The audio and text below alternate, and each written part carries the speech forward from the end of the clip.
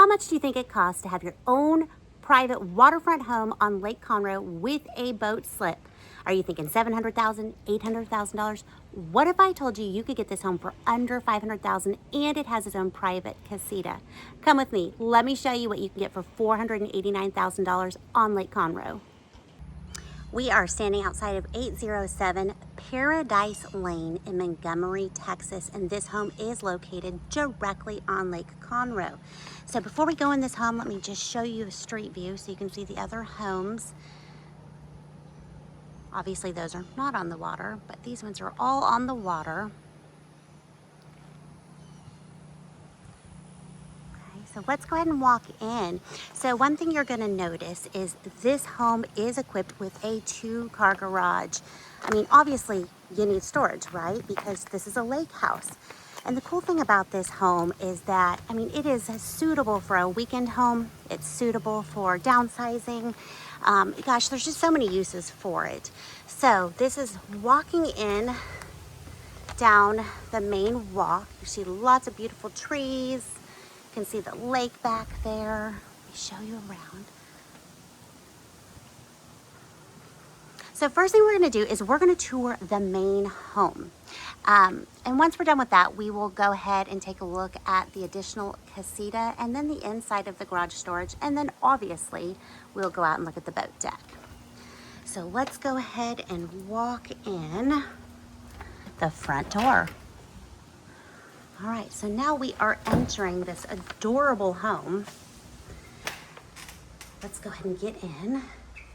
So right when you walk in, I think what you're gonna notice is you do have tile floors throughout the first floor, which is, it's ideal, especially on a lakefront property.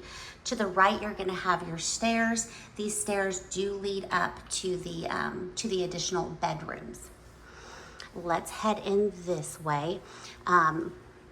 Let's start at the main focal point. To me, when I look at a home, the main focal point is going to be your kitchen, and it's also going to be your actual living area. Because right here, you can imagine gathering with your family and your friends and your loved ones. And gosh, they've done such a super cute job with their little touches that they've done to it. They've done the wainscoting on the back wall. They have that adorable fireplace and the stacked stone. They've really added some great touches to modernize this home. So this home was built in 1978, but some significant improvements that they've done to it include a roof, siding, AC, and exterior paint, all performed in the last couple of years. So you do get that charm of that older lake home, but with the convenience of knowing that the major mechanicals are taken care of. So let's go into the kitchen. It's not a giant kitchen, but it's definitely suitable when you're looking at a lake property. So let's go up here and look. You got really great cabinets. I like this additional touch that they did up here. Let me zoom up. Is they've got that crown molding up there, so it just adds a little bit nicer of a touch. Doesn't leave it just raw and open, and also collecting dust, because that's what collects at the top of cabinets. All right, so let's come on down. They have really nice stone countertops. They did the subway tile backsplash. They have stainless steel appliances, and they have a really great color to these cabinets.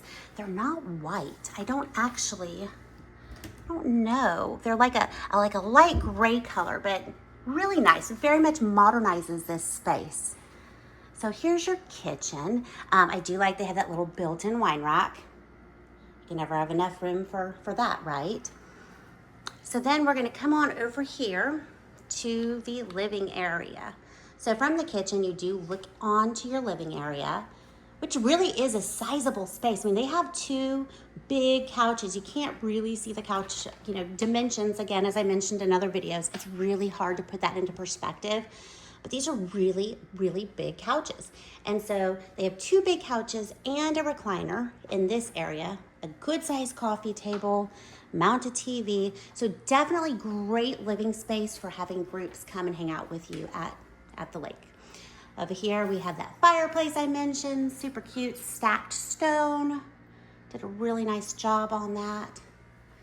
And then I really like what they did with this space. It's like they made it in, well, it's a little kids nook. So they have a smaller couch here, set up the kids area, even says Cool Kids Club. So Yeah, that's what we're using this for. It's nice to just give them their own little area to relax so the adults can have our conversations.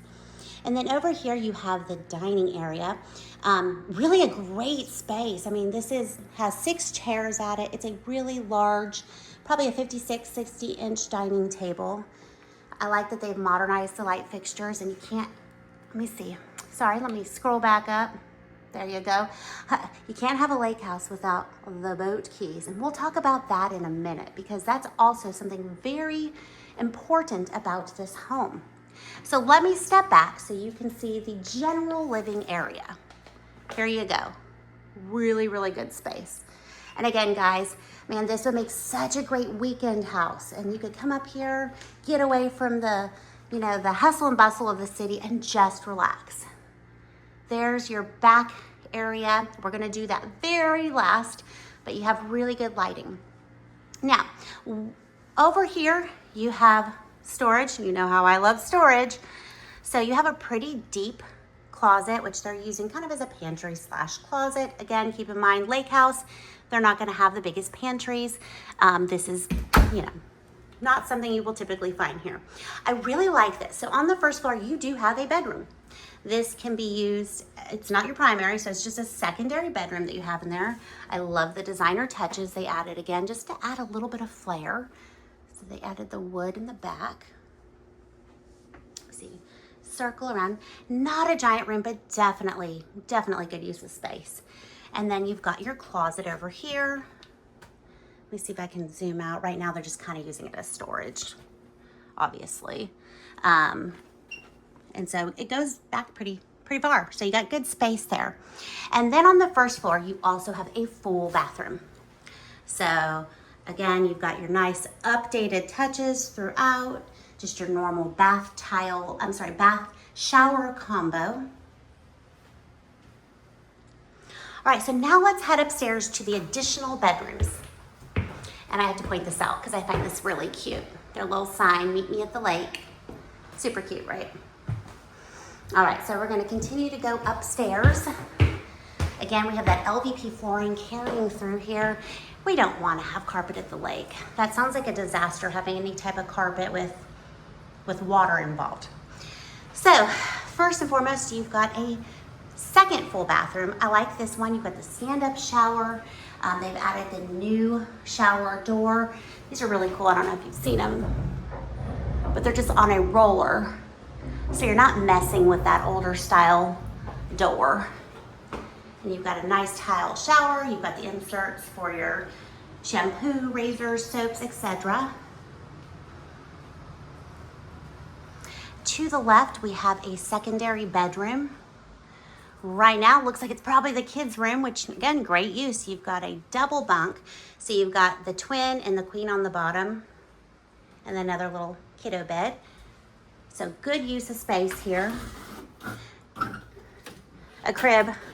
I'm certain they're probably not putting the kid in here to sleep, but who knows, right? It has space for it. Another good sized closet. So that's what we have for our secondary bedroom here. Okay, and then we're gonna walk this way. So right here, you do have a full washer and dryer, which is awesome.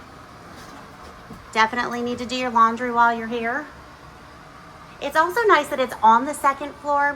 What do y'all think about that? Because, I've heard different perspectives of it. I like it because it's close to the bedrooms. So I like it, but what is your opinion on a second story laundry room? All right, now we're gonna go into the primary. The primary is really, really nice. And it's really large. So right now they have a king size bed in here. They don't have a lot of furniture. Again, this is a secondary home for them.